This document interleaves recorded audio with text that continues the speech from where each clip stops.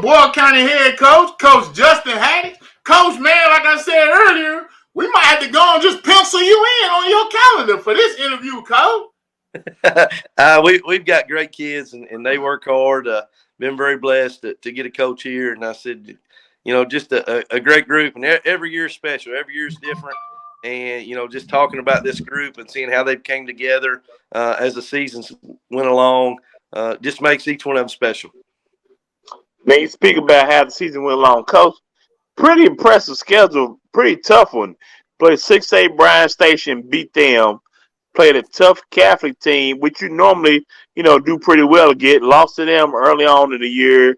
But got your revenge in the playoffs where it really mattered. And then you played a tough five, probably the best team in the state, the 5A Douglas. What made you schedule this such a tough schedule? Well, you look at it, that's my thing. Like, I could care less about going undefeated in the regular season. I want to challenge our kids and get us ready and see all the speed and see the teams that we've got to beat those teams. We're not able to beat a Louisville Central, that type team if we don't play a Bowling. We also play Bowling Green. They're playing in the finals.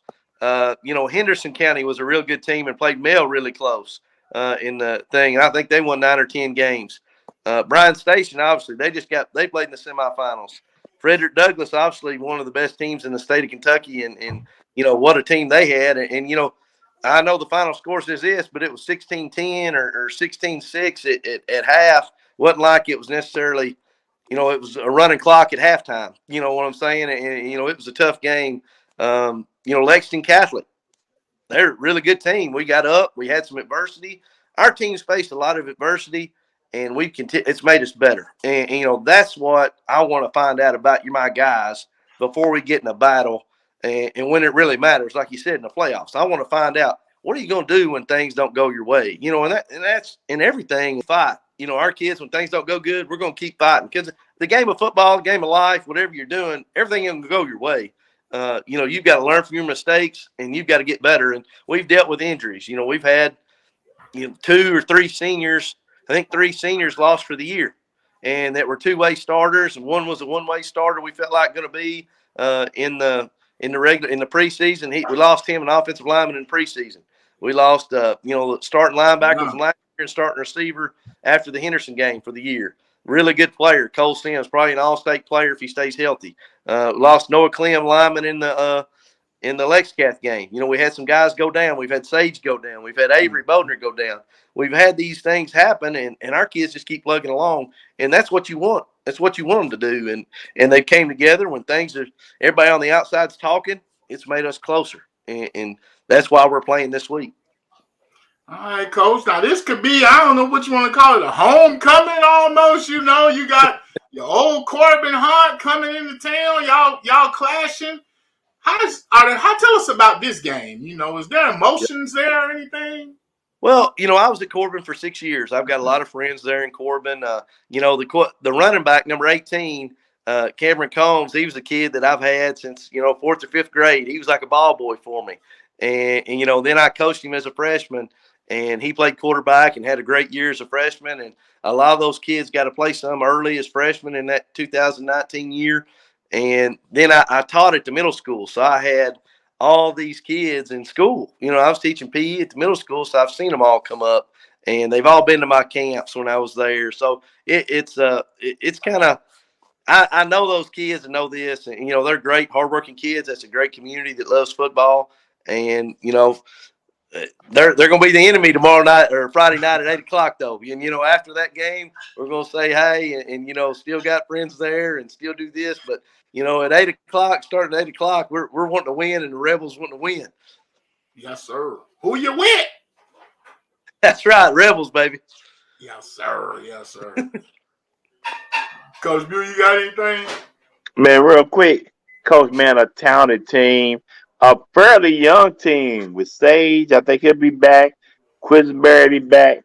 Man, how can you speak on this team and how they've meshed with the old and the new? Especially considering that a lot of people felt like this was going to be a down year for you guys. Well, I think anytime you got it starts at the line of scrimmage for us. And Tommy Ziesmer, just talking about our team. Tommy Ziesmer is a kid, defensive end, been number 36, started all 4 years, been in the final all 4 years he's played. He started on the line of scrimmage, started defensive end. He's committed to Kentucky. 3-4-star guy, 6'3", 250 pounds. I mean, a stud player, strongest guy in the weight room, did all this. I said, Tommy, for us to win it and to be playing where we need to play, said, we need you to play in the offensive line. And how many kids these days will be like, nah, coach, I ain't, no. And with that, you got to change your number. You can't wear 36 no more. You got to do this. He said, Coach, I'll do whatever. He said, I'd like to have 56. I want to be like LT, Lawrence Taylor. And I said, we can make it happen. And then that goes to another thing. The kid who was wearing 56, Sam Wade, he was a sophomore. He was starting on the offensive line for us. He said, Coach, he's a senior.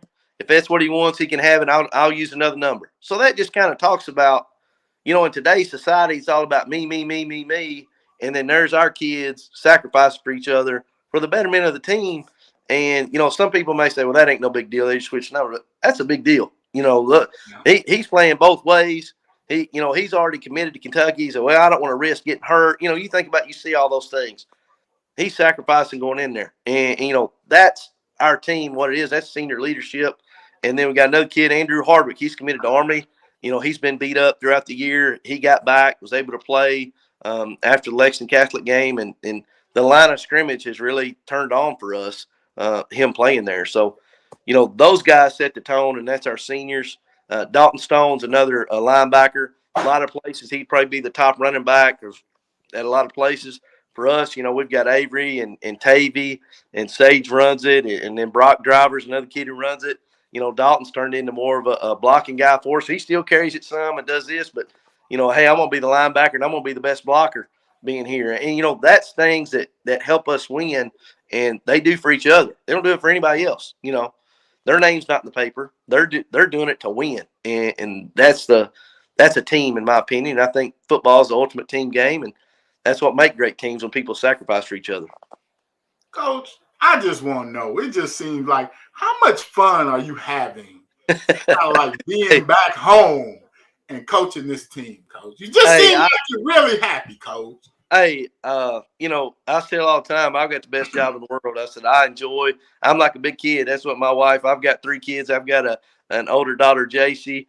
She's 11, and a middle child, Jenna, and she's 9. And then a little boy is 5, J. Cole. And she said, well, I got 4 kids, because you're the biggest kid doing this, because I have fun. I get to coach the game that I love. I go to work every day with a smile. I've got great assistant coaches who show up every day to work with our kids, and our staff does a great job. Our line coach, right now our linemen are at a meal at one of our players' houses. We do skill meals at my house with the skill coaches. We've got 30 kids at our house on a Tuesday night, and we're making, last week, we had spaghetti. We're feeding them. We're having a little, my father-in-law, it's a family. It's my family thing, that what we do. And they get to see me outside of just on the, hey, I'm jumping them, saying, you got to do this right. You got to do that right. Well, tonight, like, our linemen are at a lineman coach's house, and they're having a meal together. So we break bread together. We're around each other all the time, and they know we care about them. And that's something big for me. If you're going to be a coach for me and you're going to do this, you got to love kids, and you got to want the best for them. Not saying we're not going to be, people say players coach. Well, a lot of players coach, they let you do whatever you want. Like, we don't do whatever we want, but they know that we love them. And when they know that we love them, we're going to get a lot more out of them. And we truly do. It's not just something that we say. Our kids, they're around us all the time. My family's involved. They're at the games going crazy. Their favorite players are this. They're making them notes. I'm putting them in their lockers. I mean, it's a family thing for us. And I'm very blessed to be able to coach here. All right. Coach B, you got anything else? Nah, well said, Coach. I love it, man. Love your energy. And, man, you speak about those young men is big, because a lot of kids will be like, nah, I'm good. So hats off to you. Hats off to those young men's parents and what y'all have community in Boyle County. Hats off to y'all. Go ahead, Coach. I'm sorry. So what's it going to take, Coach, Well, you the hoist the trophy up once again, Coach. You know, I think in these games and big games like this, it's a lot of it's turnovers and special teams. You know, you can't turn the ball over, give somebody a short field. You got to win the field position game, and you know, then you got to just go play your game. Sometimes you don't have to do anything special. You know, you just got to do what got you there. You know, ride with the horses that got you there, and go play football and have fun. You know, that's what I told our team tonight. I said, you don't have to do anything special, just go play, and you know, go play, have fun, execute the game plan. And get after it, man. They got the funnest job in the world. You know, all our coaches we talk about. I love to trade spots with you for one game. I may not last many plays, but I'd love to get after it. You know, once it's over, it's over. So make sure you have no regrets and go play and have fun. All right, Coach. Well, we appreciate you again. We'll pencil you in for next year, Coach. And good luck, though. Hey, thank you very much. Thanks for having me on. Go Rebels, baby. Yes, sir. You win, baby. Good luck, Coach. Good luck. See you.